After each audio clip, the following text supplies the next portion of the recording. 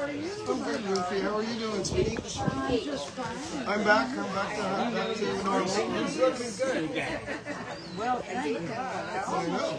This is a little close. It's going to show my wrinkles. You've got filters. No, this was my last one. It's the closer the better for the microphone is really all. No, I'm better. No, I'm doing good. Michelle's a little behind me, so she's a couple days away, I'm sure. Feeling good. To look like a monster. Yeah, you too. Notice how good I'm being. Keep going.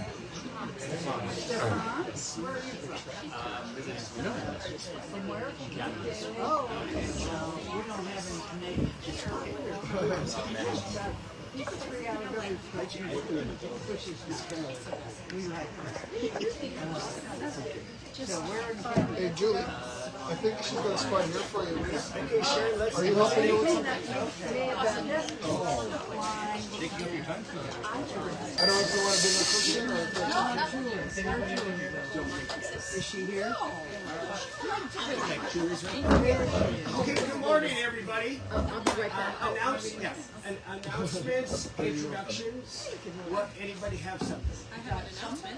Okay, Lisa has an announcement. To all of those who've had ovaries at some point.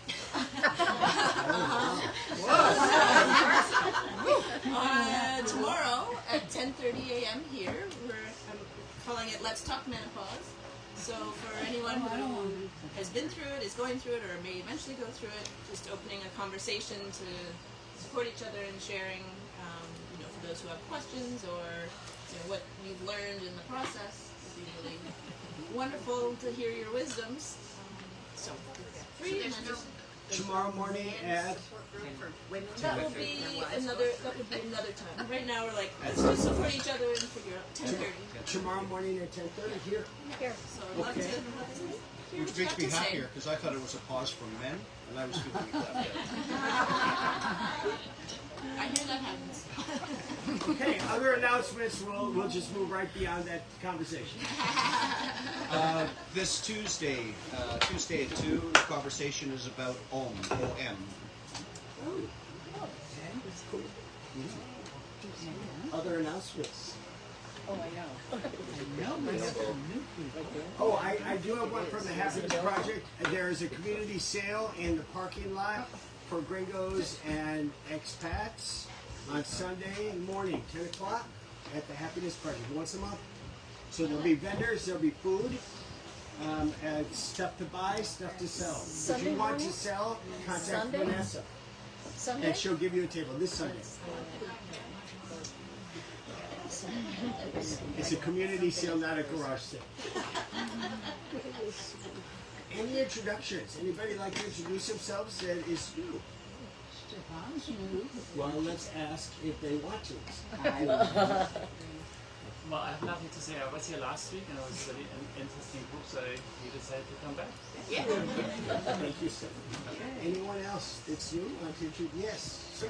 Hi, I'm Gavin. I'm one of the new volunteers here. So we've been here a few days now, but getting used to everything. It's a very beautiful place, so nice to meet you all. And this is my partner, Ines, sitting down here. Where are you from? I'm from Wales, in the UK. Oh, And Ines is from Latvia. But she now lives in Wales. great. Nice. Welcome. Thank you. Out on the bench. On the bench. Speak up, please. And this is Jim, and we just moved here about a month ago. We live right next door to Jack Black. Yeah. Just moved here from the States. Up in the Lagunas area. Kate and Jim. If I can, if everybody can remember to speak very loudly so that Ruthie can hear you. If you think you're speaking louder, speak louder. I'm sorry. That was the second girl. That was the second. Any other introductions? Yes. My name is Matthew. I haven't attended one of these gatherings before, but I'm looking forward to the experience. And I'm from Canada. I've been down here in Costa Rica for about 6 years. Okay, great. Just a short stay in Costa Rica? My mother Jill and her partner Belle have a place outside of Bogota, and I'm visiting. Okay. You're like bookends. I'm Jill. I live here about a year, and this is my first time. Whereabouts in Canada? Brahmavaharas. Oh, whereabouts? Nice. So you used to live in Campbell River and you?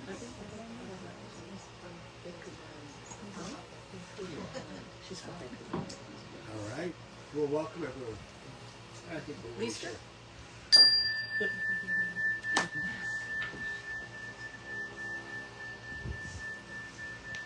Good morning, everyone.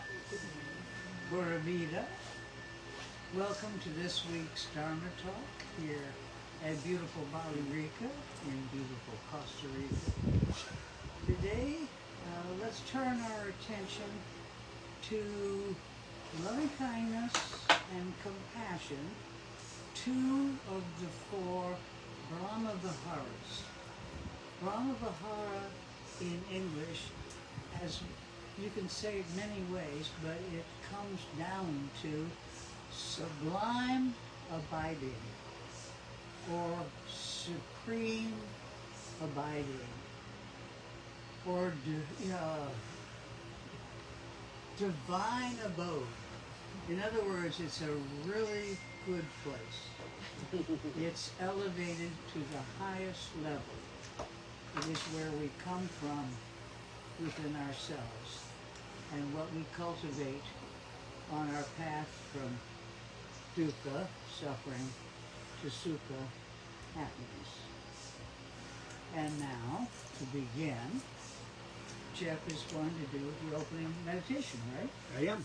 Okay, so here we go. So last week I introduced something that you could possibly use at home using the 5 senses. So we're going to do this a few times this month in case this becomes a tool that you would like to use in your meditation toolbox. So what we're going to do is we're going to do 5 senses. Sight. What are they now? I got it. Sight, hearing, touch, Taste. smell, and taste, in that order. And so what I'd like to lead you in a guided meditation, and then when we are done with fixating on those 5 senses, we're going to leave all fixation behind, and then you allow yourself to close your eyes at that point and see if you can stay with nothing. With just quiet, with no distractions. This is so you focus on these 5 things, then you focus on 4 things, 3 things, 2 things, 1 thing, and then Just nothing. sit. Then we just sit. So we'll do fun. When that part starts, the ending, 5 minutes. The first part. Don't time me on the 5, 4, 3, 2, 1. Got it. Okay? All right, get yourself settled. Quiet. If you keep a slight gaze, maybe you squint your eyes a little so you think about this, but keep your eyes somewhat open. We're going to start with our sight. One after another, I'm going to have you find a spot and concentrate and focus on it. And then I will say 2, and you go to another spot, focus on it. All right? So this is all about sight. Sit your eyes on a sight. 1.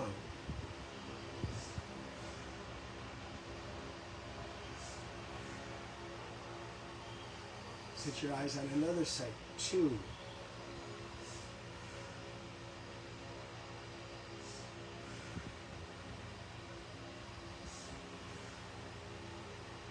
Three.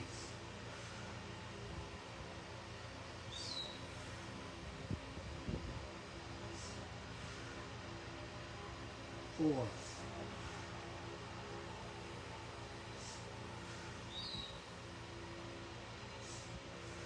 5.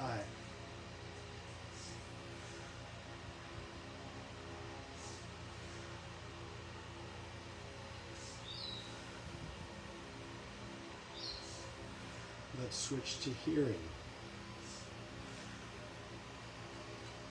So listen. 1.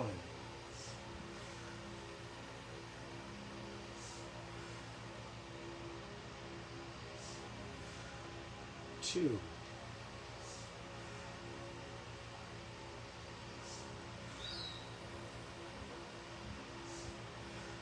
3.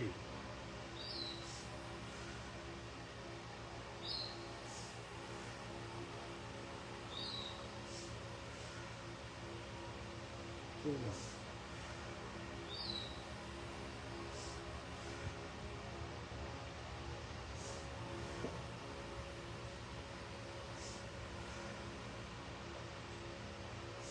So this next one is about touch. So you can move and touch something that's near you. 1. See what it feels like. 2.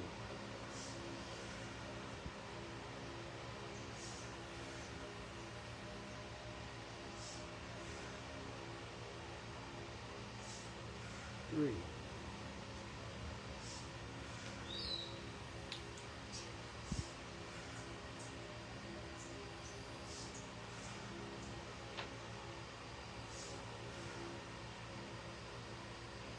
'Now we move to smell. 1 smell.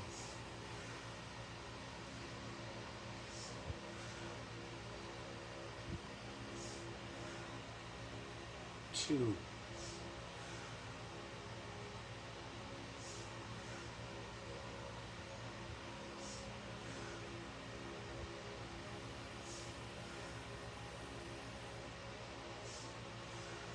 'And finally 1 taste. 1.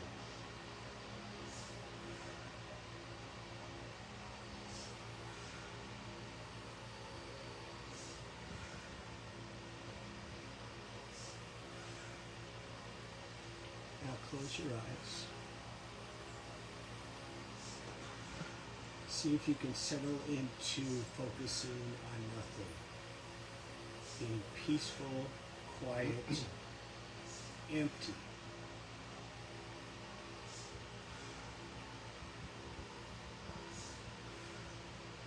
If it's important for you to get to that point, follow your breathing in and breathing in. Out and breathing out.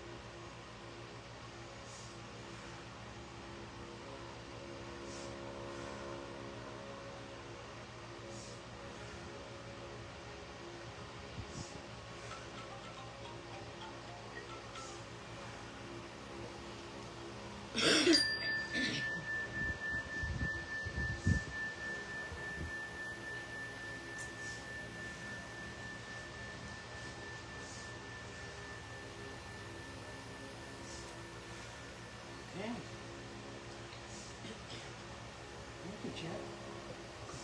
Welcome back, everybody. Now, I'm going to start off with a few words that I have not spoken before about loving kindness. Just some thoughts that have run random. We don't have a lot of time. We have combined two factors of the Brahmavaharas because they go together so well. It's loving kindness and compassion. Now, these are huge topics. We actually will practice them all the time, all through our history, if we really want to get the most out of the Dharma. The fact of the matter is, if you take away loving kindness and compassion, and sympathetic joy and equanimity, which are the other two Brahmavaharas, we'll get to those later, you might as well not be wasting your time studying or practicing Buddhism. Without these four Brahmavaharas, you have not gone the way you need to go to reach the home. You notice how much we use words like home and beyond and reality.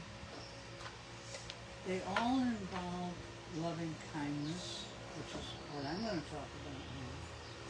And I want to make an observation to begin with, which is you can stop now if you're not willing to practice and to really absorb and experience what loving kindness feels like.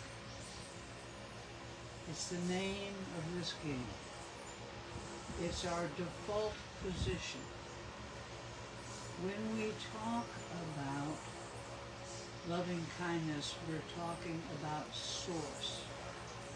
The Buddha, the first time I heard someone say the Buddha was really interested not in religion, he was interested in the true nature of reality. And then over time I heard the true nature of self. The end, the last sentence of the Tibetan book of the Dead Prayer is, it is our own true nature. It is home. That's the clear light that we return to and from which everything comes. So these words all come together as source. So this is a very, very important topic. And I noticed something about it after all these years. I went to pull it up and read it again, to edit it down, to read some of the Buddha's own words to you. Julie was kind enough to help me. We sat together and we edited it. It's worth reading all of it in the Dhammapada or wherever you can find it. But these are just some of the things I wanted to bring out because I hear too much over all this time of people who jump ahead of this. They jump over this. They've heard it before. It's sort of like back there somewhere. But they don't realize that without it, you are about to fall into the dark side of practicing Buddhism, which is the possibility of nihilism. That there is no difference between good and bad. There's moral equivalency. And people who begin to believe this begin to take in an intellectual way the teachings of emptiness, of what Jeff just talked about, calling it nothingness, but most Buddhists call it emptiness. Okay, and they say, okay, it's the middle way. That means that you've got left and you've got right, and one is just as good as the other. I want to take you back to the Brahmavaharas.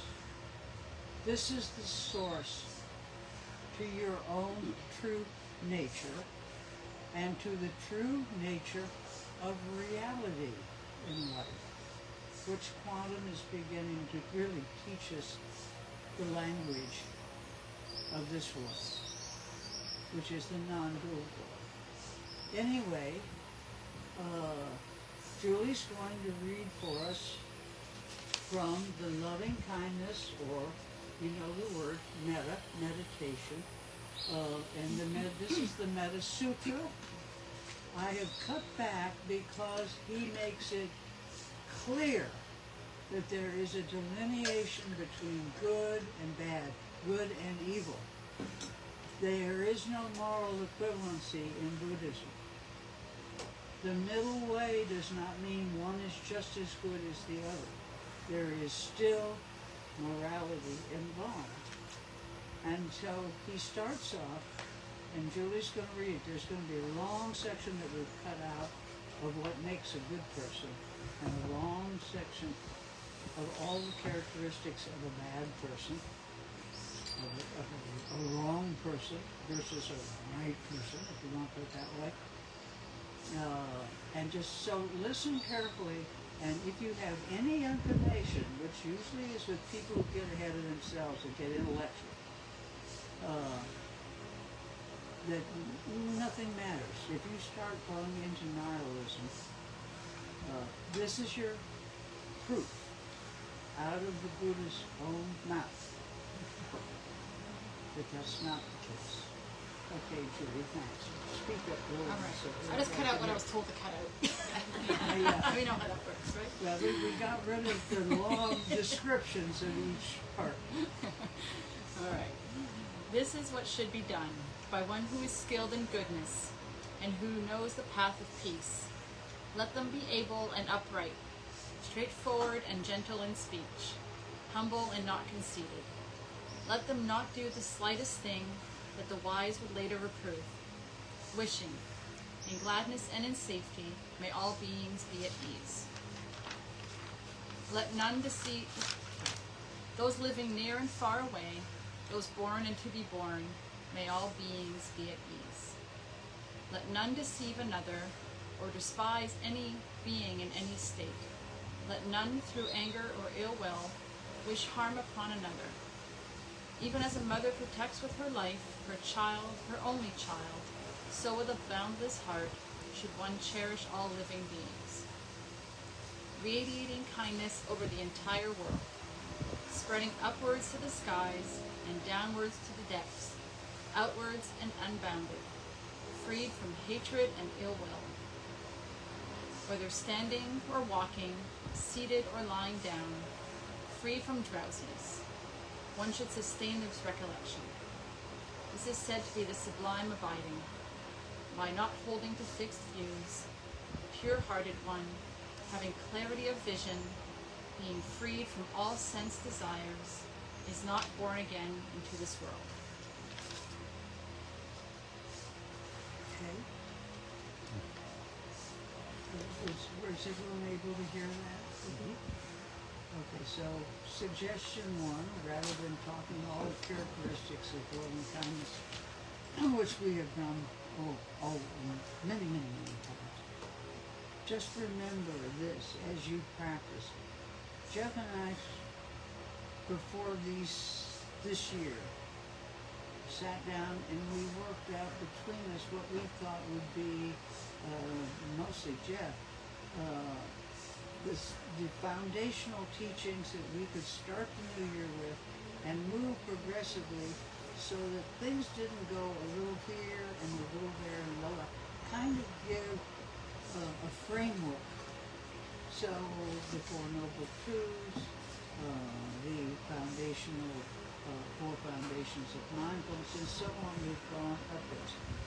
This is where we start getting really into an intimate, not just an understanding, but a really in the heart personal relationship with ourselves and who we are and what is our Buddha nature and what do we want and how will we achieve what we want go always to the teachings of the four Brahmavaharas as a place to kick off. Now, every week here we do a metta or loving kindness meditation. It's a guided meditation. It's lengthy. I want to take this time, this opportunity, to really think about expanding the ways that you use loving kindness meditation itself in your everyday life. So we have the guided meditation, which we all know, I think, here. And that goes from a dualistic, everyday world where everything is a paradox. Everything that is one side has another side. The emptiness that Jeff is talking about is out there in an atom in the 99.999% emptiness. We're dealing with that sliver in the middle for our everyday needs in life. And so we do the lengthy one. But if you can't do the lengthy one, you can do a very short one, all the way down to simply looking at a person on the street and saying, may you be well. Or the girl in the grocery store, look at her and say, may you be happy. Just as friendly. You don't even have to say the may you. These are wishes that are non-dualistic and unconditional. So now we're reaching for the Brahmavaharas. You're reaching for the sublime. And those wishes probably will never come true. But we reach for them anyway, because it elevates all of us. Does that make sense? Yes. Yeah, okay. So you're going to reach for something you'll probably never really see fulfilled. And we're going to do it big to start with, panoramic. We're going to go through the whole meditation. We can even extend that on retreats to much larger ones, but this is the main one for at home. Okay? Now, there is also one-pointed meditation. This is to take one subject or object of your meditation and place all of your attention on it. Let's say that a friend of yours goes to the hospital and they're really in bad shape. They need help, whatever kind it is. They have cancer, whatever.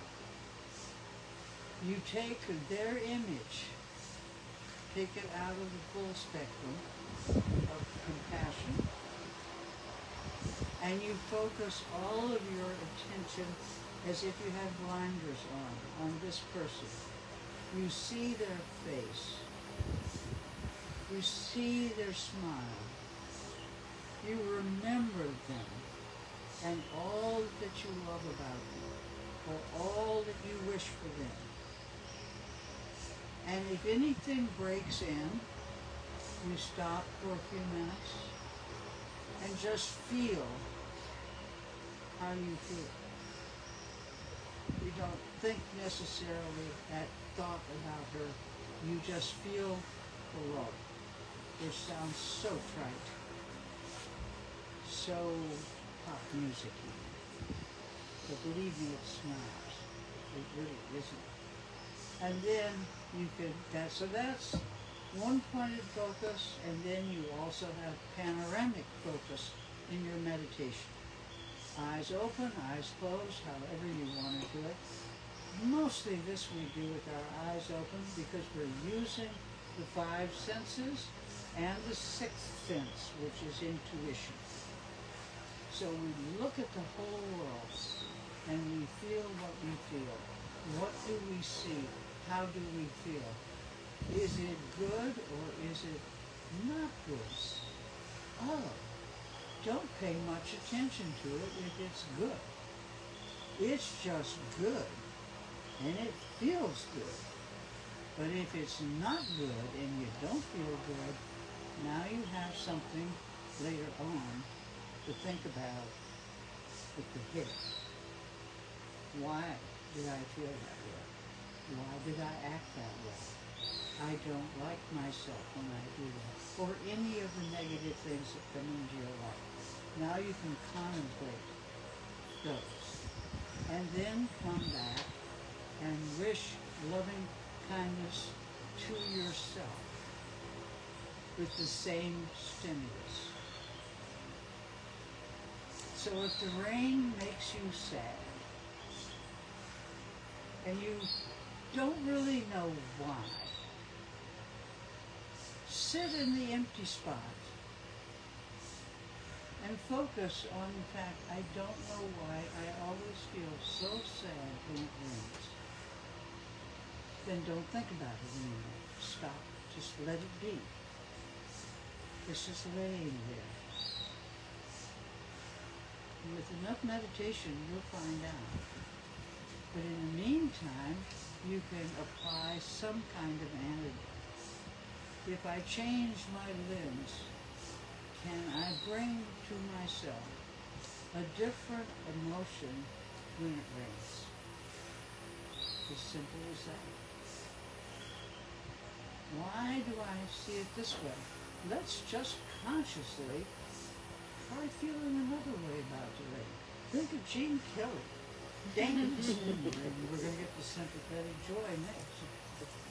Okay, so that's a kind of panoramic view and a one point of view. And then you can think about so many other things, and I'm like Jeff a minute ago, and now I've kind of wandered off in my head, and I'm not sure what they were. I had like 6 of different things you can do. But we'll just jump past that now. And I really would like to keep it short. Don't get caught in the trap of nihilism, of moral equivalencies. The Buddha never said that there was no difference between good and evil. He makes it very clear, right from the very beginning and coming from the top, that the middle way is not everything is meaningless, because if you believe it, that makes it true. He does say we each have a true nature, and this is how we express it. So I'm going to leave it at that and turn this over to Jeff. Those are 2 very brief points. It's all about the heart. And you know my saying, love is the truth at the heart of creation. Your Buddha nature is love. You were born to be kind. You were born to be compassionate. I do remember one other thing, because I had such a discussion with Ivan. One other thing to consider when we consider loving kindness and compassion. Don't fall into the other trap, not of nihilism, but of spiritual bypassing or arrogance. 2 sides. Spiritual bypassing is when you use your spirituality as an excuse or a defense. If you want to be exonerated from having to feel compassion, you can say, well, what happened to them is it's just their karma. So you don't have to feel that compassion. They brought it on themselves. That's not true compassion. That's not true loving kindness. Loving kindness is totally unconditional. Now, of course, it isn't wish. That's the wish part. But that's the aspiration. Okay? Spiritual pride is where we think we're better than other people, or that what we believe is truer than somebody else, and we're going to put it out there so they know it. That's pretty self-explanatory. This is usually a failure of what in Buddhism is known as non-self, which is thinking things with an ego rather than the heart. Remember, mind and heart are the same word. They cover both mind and emotions in Buddhism. So when you speak of one, you speak of the other. But the mind has one function. It's reason, logic, awareness, all that stuff. Loving kindness has emotion. It is the boundless part, as a mother's love for her child. It has no borders. It has no boundaries. And now I'll stop again. And I'll try not to come back a third time, but if I think of another one, I'll probably put a flag up. But I hope that you take with a light heart the fact of how good the world is, and you will not kill bad or evil or any of it. You go beyond it. You transcend it. And you transcend it by a dedicated practice to being, like an advertisement, the best you can do. Okay? Yours, darling. I only have a couple other things to add, really. All of this, as I listen, there's no ego in loving kindness and compassion. And that's a hard spot to get to. Ruthie says you might not get there. I'm saying you should. You should be on the road towards it because it's available to you. It might be available to you in small amounts. Then you build those amounts to bigger amounts through your practice. So much of Buddhism talks about cultivating your mind, changing your mind, changing the nature of your mind, the training of your mind that has not led you to loving kindness or compassion. There was one phrase that really caught me this week in looking at this, and I'm just going to read it. You can be kind to that which is not likable. Mother Teresa. You can be kind to that which is not likable. I'm assuming that you all every day can find some unlikable things. Can you? Do you? I can. Every moment I could go there. This is about training your mind to not go there. This is about cultivating what is actually when you sit with yourself in your original nature. This is the egoless spot where it's natural for loving kindness to show up and compassion.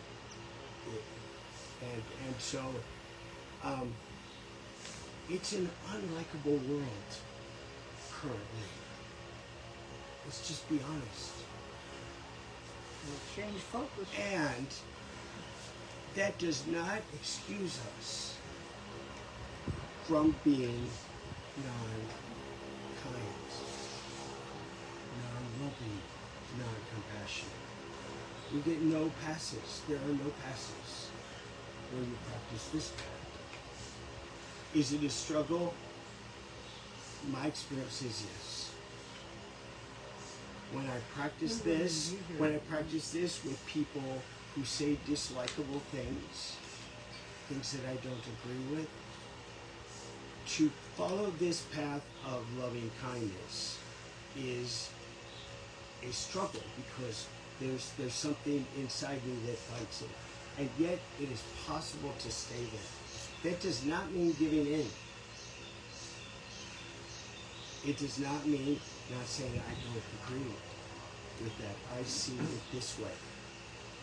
But to do that in a loving, kindness way and in a compassionate way is like a parent with a child. You read the parenting manuals. Discipline has to be flavored with loving kindness and compassion for your child and for yourself.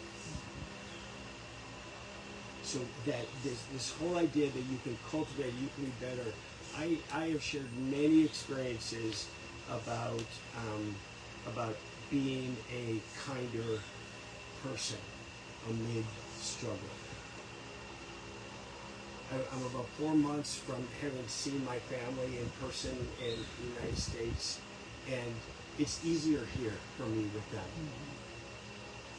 because I don't have the day in, day out of dealing with what seems to me to be unlikable things I don't like about them and being with them. And so it's really interesting. Over the 8-9 years that I've practiced loving kindness meditation and experiencing, practicing it. That was your primary practice. It is. As it was mine. Yeah, absolutely. I have changed my mind about them.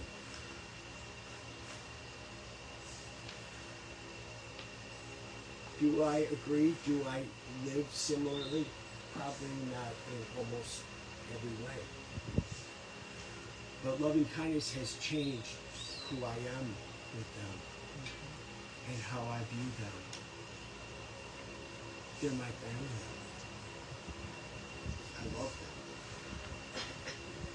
And I can practice loving kindness with them. That's on me. Whether it's returned, irrelevant. At the end of those days, I'm like, good job, Jeff. I'll give you an example. This is, I hope they're not watching. My parents called me and said they're not going to have any money at the end, like a lot of parents are not good because it's so costly, the end of life elderly care kind of stuff. But they have a bunch of possessions and stuff like that. And my mom said, I'm going to ask you a really weird thing, but will you be the mediator of our stuff? Yeah, what's the name of this? Executor. I am like number 4 in line of the 4 about this. The least connected to the daily and all of these things. And I'm like, why do you do that? They say, you're the only one who gets along with all of them. Nobody else, just you. I credit that with this work. And I said, this is surprising you're asking me.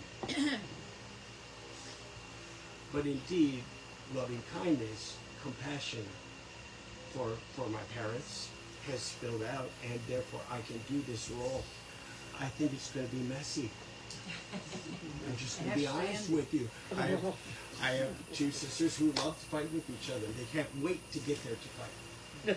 So I'll have my kid gloves on, on that day.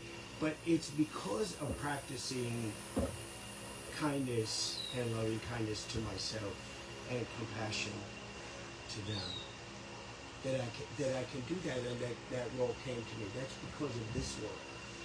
It's because of sitting with myself and changing the nature of my mind. I am not at the end of that road. There are some days where I fail at it. Where I say something, I'm like, look, that was certainly the old Jeff. There he is. Oh, I get there all the time.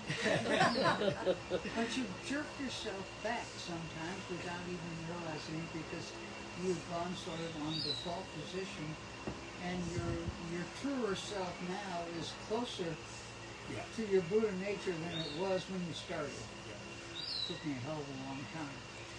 But well, it's a lifelong journey. towards that compassion, and we're challenged at every step of the way in our small world and in our big world. We're challenged in this, and this is the undercurrent by which there is hope for the future. Well, before we go to... Hold on, let me sit with that for a second. Yes, okay. That's the undercurrent that's going to solve some of this.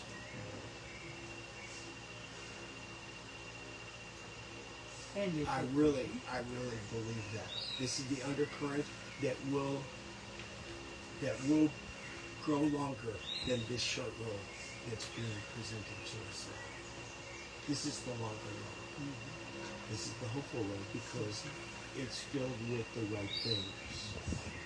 With loving kindness, compassion, sympathetic joy, and balance. This love wins. Don't forget it. Love wins. Now I'm done. Okay, well, before we go to comments and questions, beyond our personal things, I brought with me another short reading, this one by Albert Einstein. The very first time I heard this, or read this, rather, I was floored. I said, oh my God, I've been 30 years, 40 years studying Buddhism.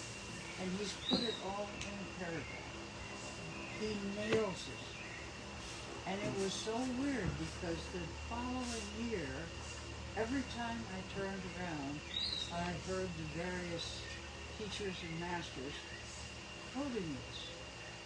And I said, how did I go so many years and I never heard it? And now I can't stop hearing it. You ever had that happen? You hear a word you never heard before, and next thing you know, you hear it everywhere. Anyway, this is about compassion. And Einstein was a very spiritual man. And he managed to put this together without a fancy word in it. One syllable words. Or two maybe, but mostly one. It sounds, if you're not listening, just words, da-da-da-da-da-da-da. But you can take apart every phrase, and you have years of wisdom and study and Buddhism. So I'm going to get Jeff to read it, listen to it. You probably won't be impressed, but you might be after today, I don't know.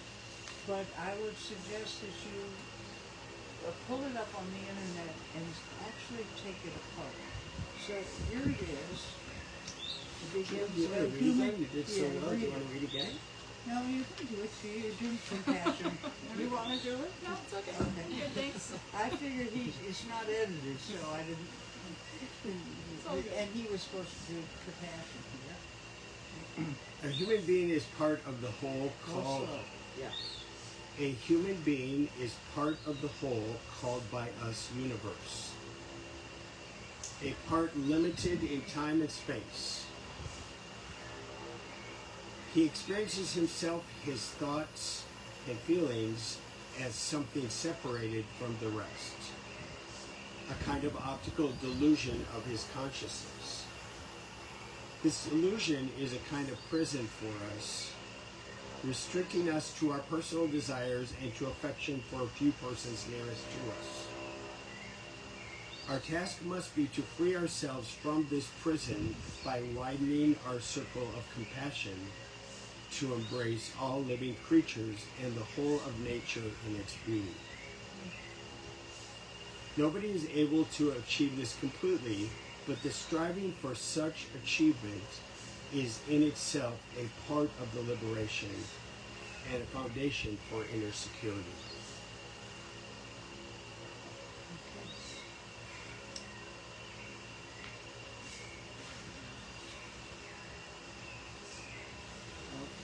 Questions, comments? With that is the loving kindness section. Go ahead.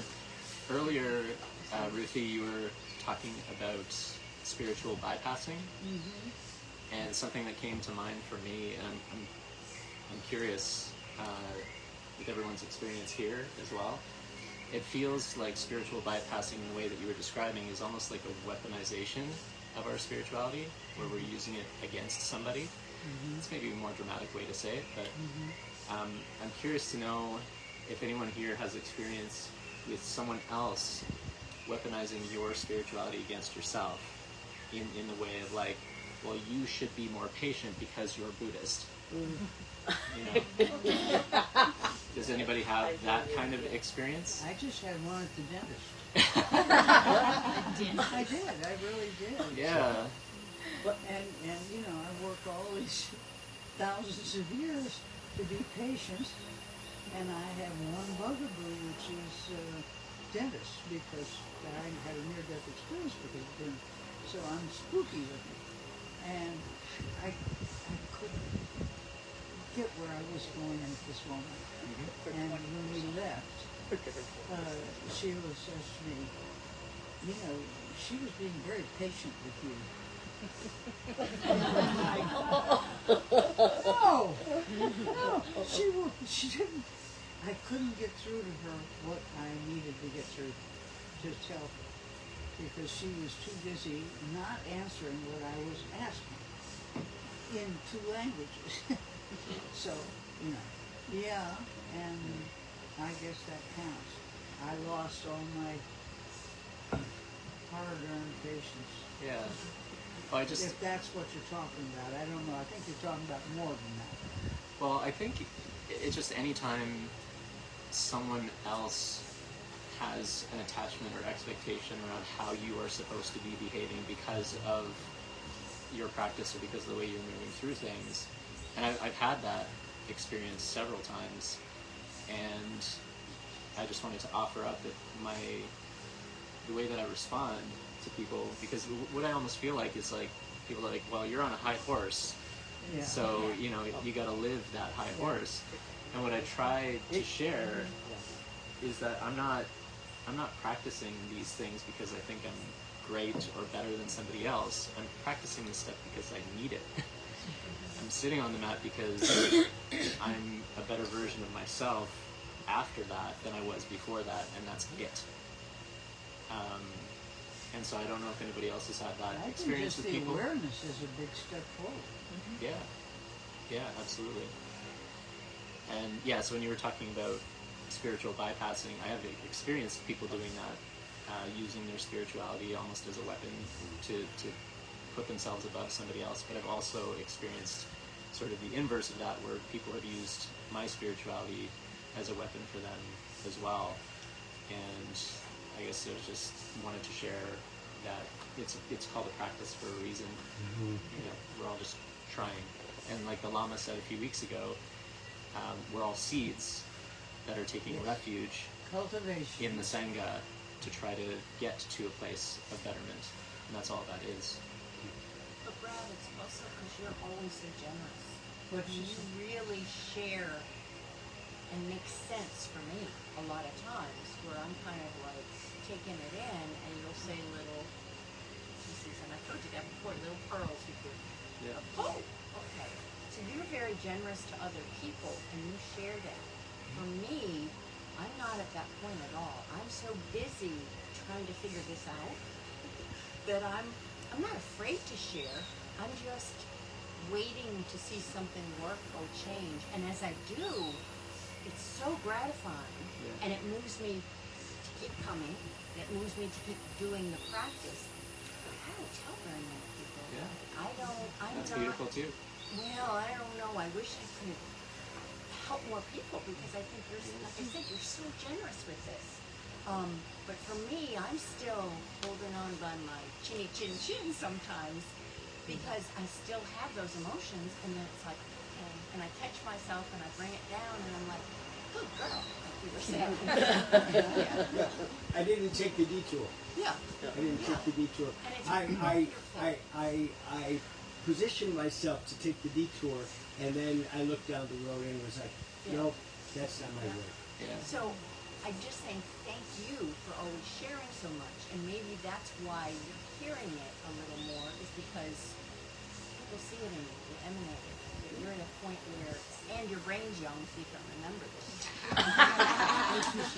That's relative. Possibly. Don't ever let it discourage you, please. Don't Yeah, stop no, doing I don't. Okay. But it is something that I've noticed, and so I was just curious if anybody else had experienced it. I'm just not sure if you're referring to something that happened in your past that you shared with me. Oh, Speak up, yeah, Sandy. I'm not- Speak up, Sandy, so we can all hear. I don't want to refer to the incident, but I was wondering how you responded to the weaponization. yeah. So what I had shared earlier is just sharing with somebody that this is a path, this is a process of trying. It's not a process of being awesome. You know, it's like I'm just trying to figure it out, and this is how I'm trying to figure it out. Because I think we all have our own expectations of ourselves, and we try to be in our highest as best we can. We all have our North Star, especially the people here who are in this kind of practice. And the last thing that we need is to have to live up to somebody else's expectation of what that is. And so I just wanted Learned to... a lot of lies. Pardon me? That living up to other people's expectations that destroyed a lot of people's. Yeah. Rod, I think some people, like, what you're talking about speaks very clearly to me. I've got some family members who, their personality, they want an ally, like whatever anger or frustration that, you know, it's not on this path. When they're feeling that way, they want an ally.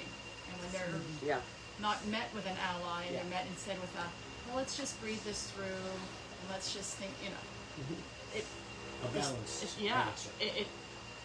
It triggers something. It does. And so then that's when that weaponization comes out, because it's uncomfortable. And they feel that you're, you know, trying to put yourself above, and it's not that at all. It's just that you're trying to show them another way to deal with the same situation. But they want an ally in anger, or an ally in hate. Yeah. And yes, you know, we know it's not the right way. You know, that's not the way that feels comfortable for us. Yeah. It feels like it feels like there could be a whole talk just on that. It's very multifaceted. Other I've had the word Teresa comments. thrown at me by a certain family member, and I'm like, well, that's harsh. Come on now. Yeah. Being persecuted for trying. Karina. Your picture of the day, I have my own saying when people do this to me, or you should because you do this. I always say, these people who in the moment not comfortable with us, we don't know why. Maybe we trick or something, right? Because what we do, what they know about us. And I always say, it's maybe a really bad word, but I like it for myself. They need a punch back. We all need a punch back. But when we are a little bit more wise, you know, maybe in our mind we have a little punch back. No, I have to be better. But some people need really a punch back. And they choose often this person who has really nothing to do with it. But in their mind, they standing what we have in sports, how you call this thing, number 1, 2, 3. Now we put people, oh, he is the best, and then it's only the second one. I never liked it in sport, you know what? The podium. Yeah, the podium. Oh, yeah. And they feel they are over there. But it's not true. They are all together. We just did something different. And I'm so new here in this group too, related to all the years what I do in my life, a lot of things. But I got attacked, really attacked, about my living lifestyle, how I eat and what I do with my eating. So I fast long times in a year, like 2.5 weeks on only water and stuff like this.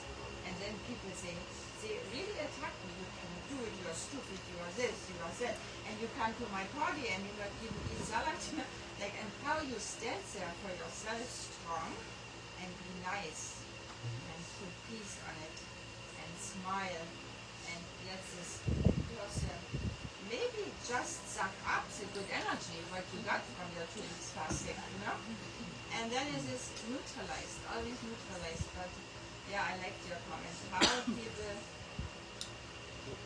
cannot, I always say cannot cope with something what is really different sometimes, and then the judgment comes in, and then comes Well, and communication. our teaching here, the Buddhist teaching, is non-judgment. That Exactly. we don't sit and return judgment, no matter what comes at us. And so that, I mean, these are the antidotes to that kind of energy that comes at us. And it's entirely possible to cultivate them and to start to feel more comfortable, and that you grow in those, because you'll get challenges every day with this. Every And I day. have one more amazing, Okay, last thing. amazing story. What I learned from here, I have to share it. So we had a really, really difficult situation to master, and my son is on the opposite side to deal with this problem. And I said, I deal with love, compassion, understanding. So I prepared my little speech in my mind for a whole week. I said, no, you have to say this and this. I said, let me go by myself. I don't want you next to me. Let me deal with it. So I changed my completely frustration and anger, because sometimes we fall back to this and then, no, you know what, they will be all lovely, and I'm going there with a smile like I'm invited to the nicest party, and you know what, it was the nicest party. I got my problems out, I left the place, but it's amazing with the things what I wanted. And I got a little mail and said, why you don't come back? I wanted to meet my whole family. I said, you? And I went back, I met the wife and the kids and everybody. And I said, wow, I have to share the story on Friday, because this is love, loving compassion, and all this what we taught. And I mastered it 2 days ago. And I'm also happy about myself. Okay. Other comments on loving kindness and maybe and how this has helped you to stay out of that? Natalie. Well, I had just come across something that we've all heard, and it was an experiment with words and water. When the water, you would say horrible things to the water, and then they'd freeze it and look at how it crystallizes versus the loving kindness of how you speak with this other water. And I remember that experiment and thinking that's really cool, but I had never put the two together, that this is what loving kindness is in, you know, in a physical experiment almost. You know, so when you say to the woman at the grocery store, you know, in your heart, you know, may you be happy. It's an energy, and I don't know. It's all these little, and with the world the way it is, I just think, you know, any little thing that we can do, it's just, it all counts. And even when we think we can't do anything, maybe just sharing loving kindness with, you know, the asshole that cuts you off in the car, then, you know, there you go. So you should learn "May you be well" in Spanish, because that will be a lot of the people. So Mark, Que estés bien. say it again. Que estés bien. Que estés bien. Que estés bien. May you be well. Que estés bien. There's a challenge for when you're out in public. Que estés bien. May you be well. May you be May you well. be well. Let's just take it, because this is not a big Spanish-speaking crowd. So let's just take one phrase. Que estés bien. Okay? Here's a challenge. Before we do that, I have a special request. We're going to not do compassion today because there's not time. Well, it's all compassion. Okay. It's all It is. It's similar. But I have a special request before we do meta. which is to ask Miss Sharon McIver, because it is St. Patty's Day on Monday, to read to us a wish, an Irish blessing that we all know. Did you bring it with you? I certainly did, but I'm handing it over to Mac because I love his voice. Okay.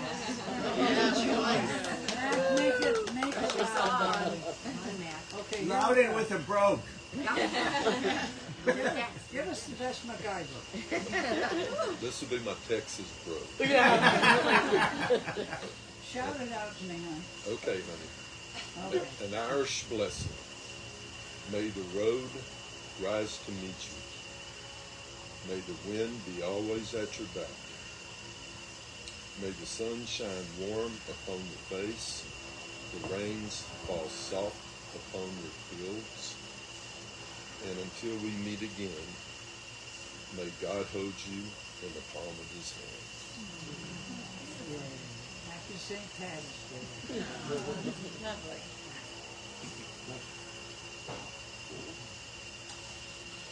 You know, we're really lucky to have the Irish as part of our civilization.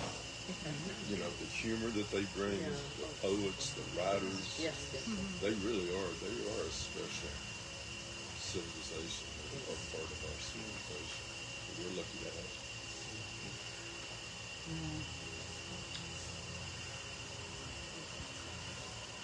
We need all the loving kindness we can get all the time, anytime. Good times, bad times, and particularly right now, it's kind of tough. So, you don't want to add anything to compassion? That was lovely, Matt. No, we're not going to do compassion because I can't do it in 5 minutes. So we'll do this next week. We'll do it next week. Or Lisa, and then I'll do the week after. You can do that. Yeah, next week.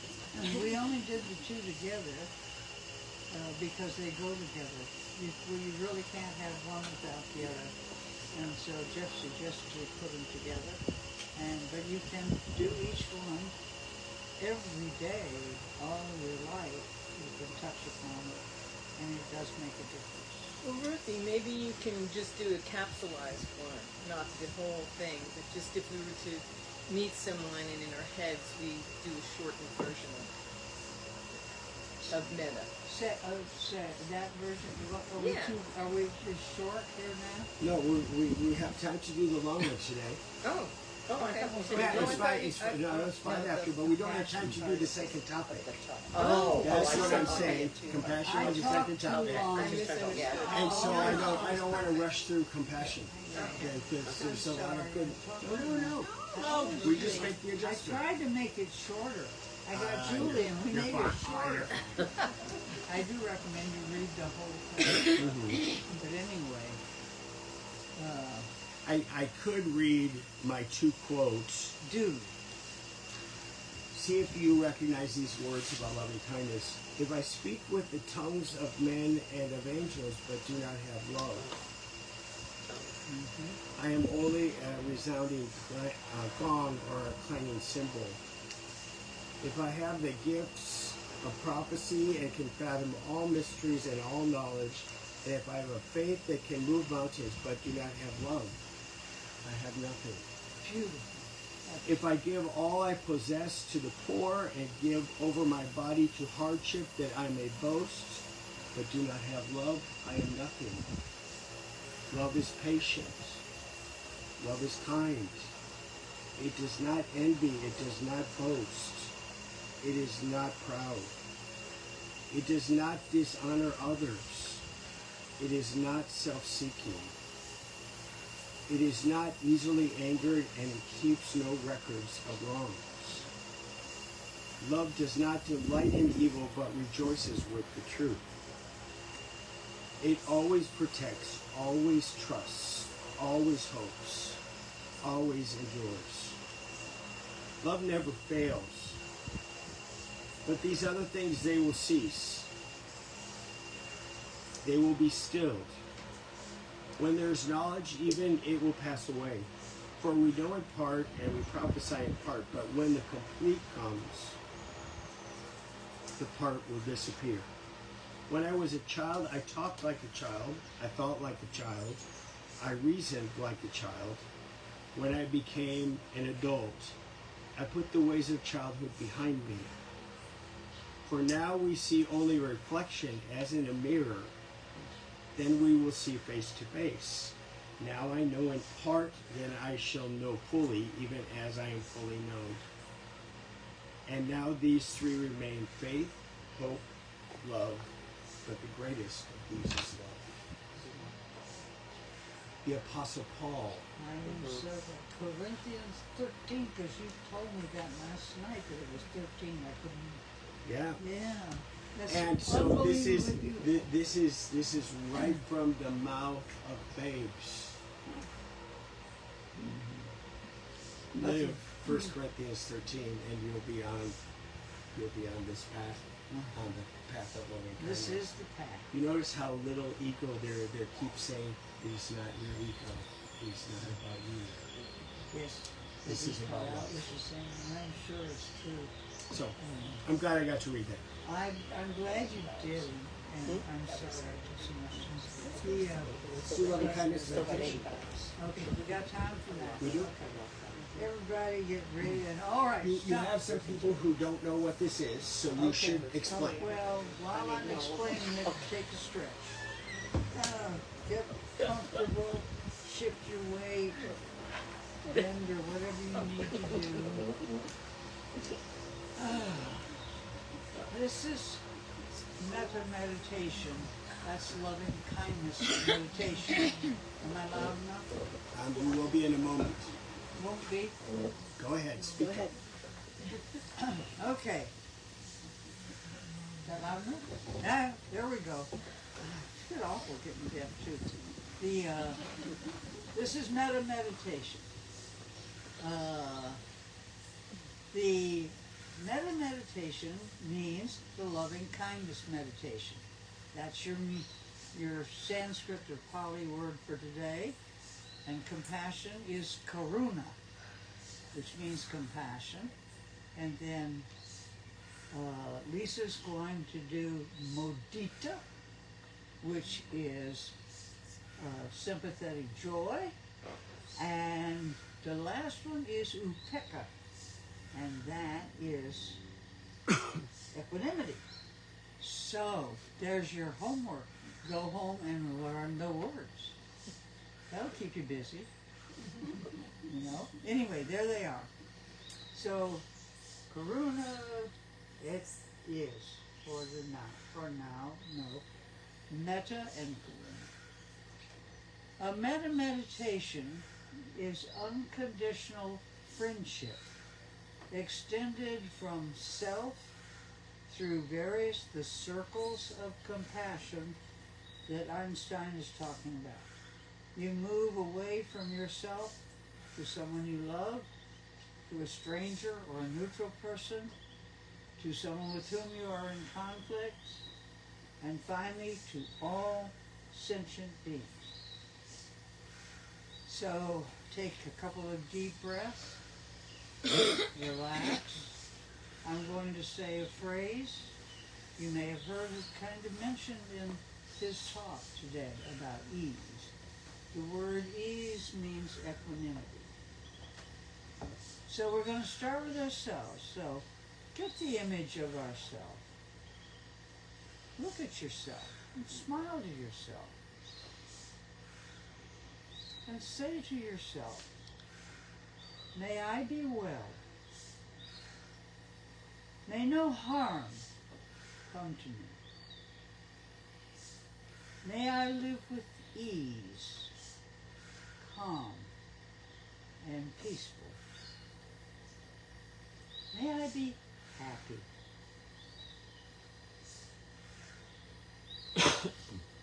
Another deep breath. And go to a person you love with all your heart. Look at him or her. Smile. Say their name and say, may you be well. May no harm come to you. May you live with ease, calm and peaceful. May you be happy.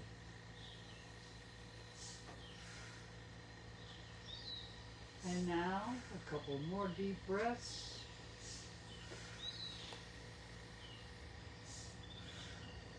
And have I gone to the stranger yet? No. No, neutral person. Huh? Neutral person. Yep. I did? No. No. So I drifted off into loving kindness haze. Okay. Yeah, I was just feeling so good. And I thought, who am I talking about? Anyway, okay, so now we're going to move to a neutral person. Let's say you pass someone on the road every morning. You're in the car, they're walking the dog, or vice versa, and you smile at each other and you wave. Or it's someone that you just meet in town, or it's somebody who's a stranger on the bus. You don't know them, but you wish them well. So to this person you say, "Dear friend, may you be well. May no harm come to you. May you live with ease, calm and peaceful. And yes, may you be happy." And you smile again, wave at the rearview mirror or whatever. And then you turn your sights on someone with whom you are in conflict, old, new, deep, shallow, whatever it is. For this moment in time, you drop all malice, all animosity. You look at them and you feel your heart stop contracting. You feel it stay open. This is another human being, another sentient being. And that's all, non-judgmentally. Pay attention, with the intention of having no malice whatsoever. Freeing yourself, liberating yourself from malice. And you say, "May you be well. May no harm come to you. May you live with ease, calm and peaceful. May you be happy. Sometimes it's easy, sometimes it's hard. Just do it. And mean it to the best of your ability at that saying. And then one day, you won't feel that malice anymore. But now we go from the dualistic, paradoxical, this and always that with it world to the unconditioned world. To the non-dual world. The world of our aspirations. The boundless world. We place our hands over our hearts and we think about the billions and billions of people just on this one planet. Who knows how many sentient beings there are in the world, but to each and every one of them, we want to say from our hearts, may all beings on this plane and all other planes be well. May all beings everywhere be safe. May all beings everywhere be free from suffering. May all beings everywhere be happy. And now we sit with that if we're at home. We can sit with that for a long time. But here, our time is up for today. So we take another deep breath, relax our hands, open our eyes, smile with our friends and neighbors, and we say our little Unitarian Church benediction. It's right up here if you haven't done Right this up before. here if you haven't done it. And I'll go 1, 2, 3, and we'll do it. 1, 2, 3. Go in peace, go making peace, living gently, loving mightily, and bowing to the mysteries. Yay! Thank you. Thank you. That was a great talk. Loved it.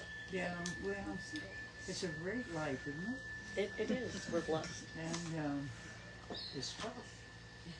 It's not easy. Nope. But here we are. Okay, and Jeff is going to do. We talked about Well, doing the two separately. I'll do next week. I tried to pare it down to some things I'd never said before. Okay. Yep, so I'll do next week. Lisa will do the week after, and then we'll do it. So we're going to go one more week into the month of April. Equanimity after. So next week is compassion. All right. Thank you all for being here. Yeah, thank you. Nice to have our new guests. Happy St. Patty's Day. Hopefully I see some of you tomorrow morning. Did you hear? Samuel. I don't think you talked Martin. Even Sam, one of my favorites. Oh, She brings me in. Oh, yeah. Yeah, he was the oldest brother.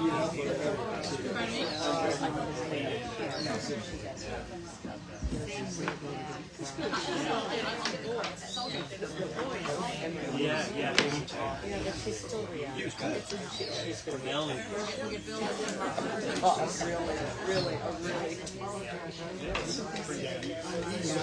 Oh, yeah, she will. Yeah.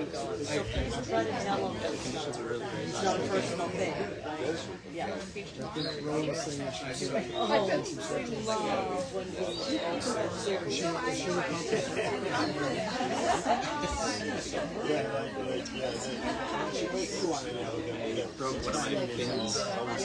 It's my own education. But I've got extras at home.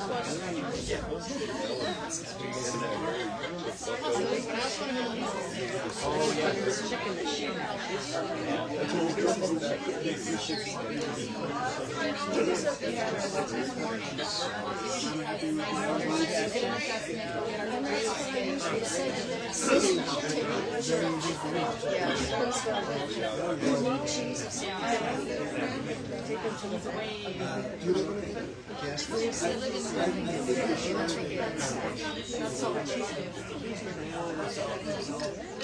Vita Hotel or something in the Vita for some friends I have.